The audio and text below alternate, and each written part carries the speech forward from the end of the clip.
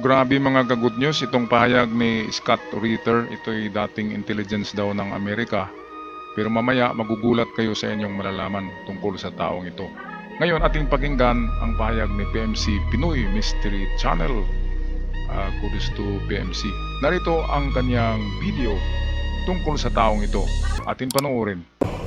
Mga pahayag ni John Ritter, dating inspektor ng UN at Marine Intelligence Officer sa Amerika. Kamakailan lang ay nag-viral sa social media ang pinahayag nito noong itinanong hinggil sa girya na nagaganap ngayon sa West Philippine Sea na ang Pilipinas ay ginagamit lamang ng Estados Unidos at ang komunistang China ang ating kaibigan. Nako, Marami sa Pinas ang nabulabog at nabahala sa sinabi. paano magiging kaibigan natin ng komunista? Kalaban talaga natin yan. Ayaw natin ng communism, di ba? Gusto nyo bang ang inyong kinikita ay ibibigay lang sa gobyerno lahat para magiging common tayo, lahat tayo mahirap at ang mayaman ay ang presidente lang at mga opisyal. So no to communism, di ba? Ngayon, bakit ganito ang magsalita itong si Ritter? Meron tayong madiscovery dito sa bidyong ito. Dulot sa atin ni PMC, atin balikan. Maraming hindi nakatulog sa nakagugulat na sagot ng dating sundalo. Grabe. Pero siguradong magugulat ka sa malalaman mo na mayroon palang napakalalim na dahilan kung bakit ganito ang pahayag ni Ritter na hindi pa alam ng karamihan. Ayan. Ang Schiller Institute ngayon ay pinangungunahan ng kanyang naiwang asawa. Ayon sa kanilang website, ang misyon ng samahan ay paglaban ng mga pagbabago sa geopolitical order ng mundo, isang new paradigm o bagong kaayusan sa politika ng mga bansa. Ito ang sagot ng dating sundalo sa kung ano ang kanyang masasabi sa nagaganap ngayon sa West Philippine Sea. Okay. Please understand that for the Filipino people, this is a recipe for disaster. You think America is your friend. So too did the Ukrainian people. America has never been the friend of the Ukrainians, and we are not the friends of the Filipinos. We don't like you. Ito yung masakit na sinasabi niya, we don't like you. Kasi narcissist, hindi lang narcissist, kundi ito'y racist. Bakit hindi niya nagustuhan ang Pilipino? Ang karamihan ng mga Amerikano, kahit tanungin mo, nakapag-asawa ng mga Pilipina dahil maganda ang Pilipina at maganda ang Pilipino. Ngayon ito na tao, dinadala niya pa ang Amerika. Dapat sabihin niya siya lang ang ayaw sa Pilipinas. Di ba masakit magsalita kaya nabubulabog. Huwag kayong maniwala sa mga sinasabi na ito kasi ang taong ito ay isang aktivista. At yung kanilang institute, aktivista na institute yun, gusto nila na baguhin ang mundo. Baka kasama ito sa Illuminati. Yung New World Order, baka kasama ang taong ito. Nothing but a tool, and when the tool ceases to be useful, we will discard you. And discard you means usually after a war that devastates. Ayan. Napakasakit na mga pahayag yun. Parang tulos lang daw tayo na kapag di na magamit, ay itatapo na ng Amerika. Ay nako. Napakarami ng pagsasama ng Amerika at Pilipinas. Panahon ng Kastila ay binigyan tayo ng itong tulong ng Amerika. Panahon ng World War II, Hapon. Okay, niliberate ang Pilipinas. Naagaw tayo sa Hapon. Meron tayong Independence Day. Kaya, yun ay bigay ng Amerika sa atin.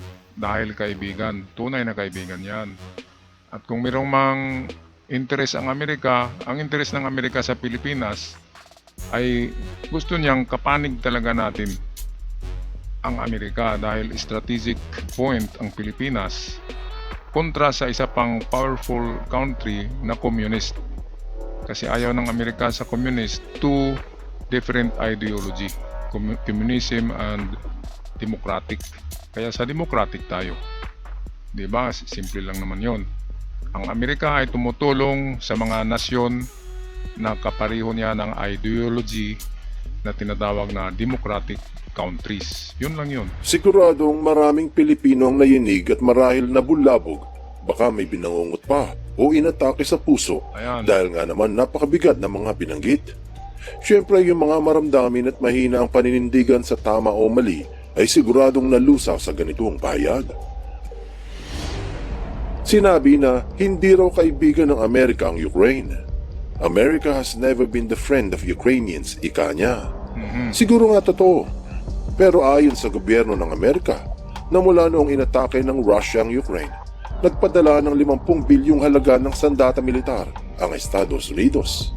Kasama sa ibinigay ay mga pandepensa sa ere. Hindi lang yan yung una. Ang pangalawa na pinadala ng Amerika ay nagkahalaga na ng $200 billion tulong sa Ukraine. Hindi pa ba kaibigan yan?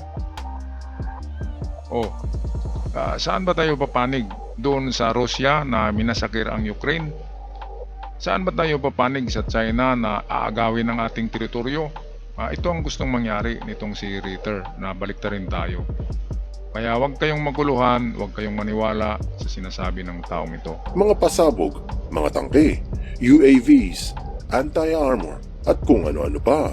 Bukod dyan, sangkatutak na sanctions ang ginawa ng Amerika laban sa Russia dahil sa kanilang pag-atake.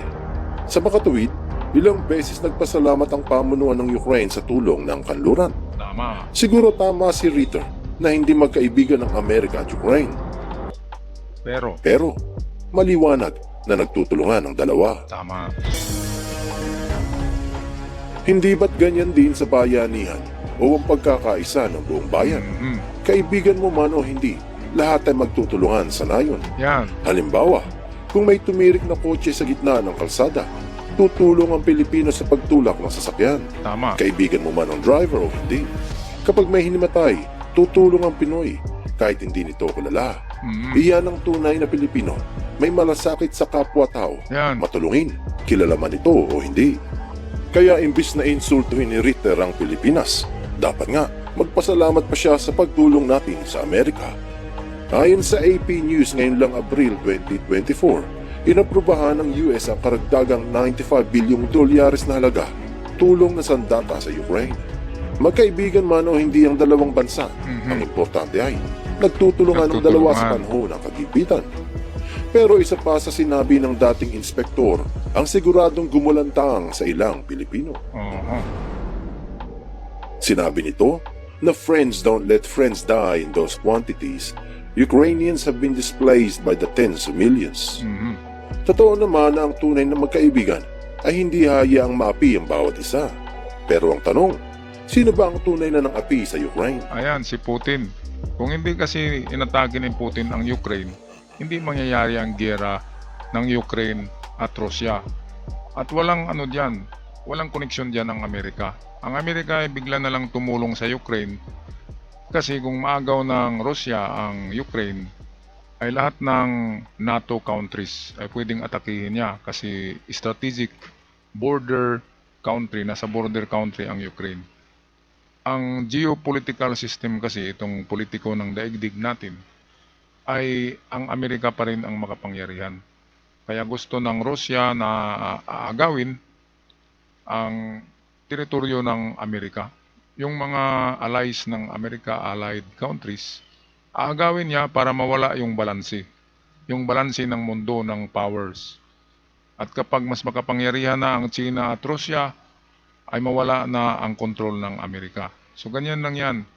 Kaya kumakampi ang Amerika sa mga nasyon na demokratiko. Ang Ukraine ay democratic na yan. Tumiwalag yan sa Soviet Union noon. Karamihan dyan, mga Belarus, yung ganyan, mga Finland, Poland, lahat yan ay sakop ng Soviet Union na isang komunista din na tulad ng China. At nagkaroon ng revolusyon noon. Kaya ang Amerika ay handang tutulong sa mga demokratikong countries laban sa mapang-api na katulad nitong ito, mukhang digunyo, mukhang demonyo.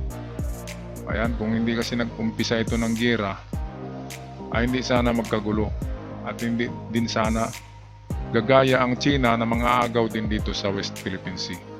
Okay, tapusin na natin ang video. Sino ba ang sumalakay? Sino ang nagpaula ng daan-daang pasabog? Sino ba? Nagwasak sa buong bansa? Pumatay ng libu-libong sibilyan Kundi yan, at umulila sa maraming bata? Kaya may mga hindi sumang-ayon sa sinabi ni Scott Marami. na bakit hindi nito sisihin yung umatake sa Ukraine Yun. imbis na yung mga tumutulong. Yun ang dapat. Halimbawa, nasaksak ang iyong kumpadre. Sino ang dapat makulong? Ikaw dahil hindi mo napagtanggol ang iyong kasama? O yung kriminal na halang ang kaluluwa? Ayan, yan yung tanong dyan. Saan ka ba papanig? Doon sa kriminal o dito sa inaapi? Ngayon, para maniwala kayo na itong si Scott Ritter ay hindi tunay na Amerikano, eto, tiningnan ko ang kanyang YouTube. Isa siyang political vlogger sa Russia. At kung makita nyo dito, kahit mga titulo ay nakasulat sa Russian. Kaya si Scott Ritter ay hindi tunay na Amerikano. Kaya ganun na lamang ang kanyang pagsalita ng maaanghang na salita laban sa Amerika at sa Pilipinas.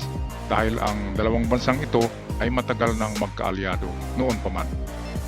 Okay, so pag-isipan natin yan. Hanggang sa muli mga good news, ako'y magpaalam na. Maraming salamat. God bless the Philippines.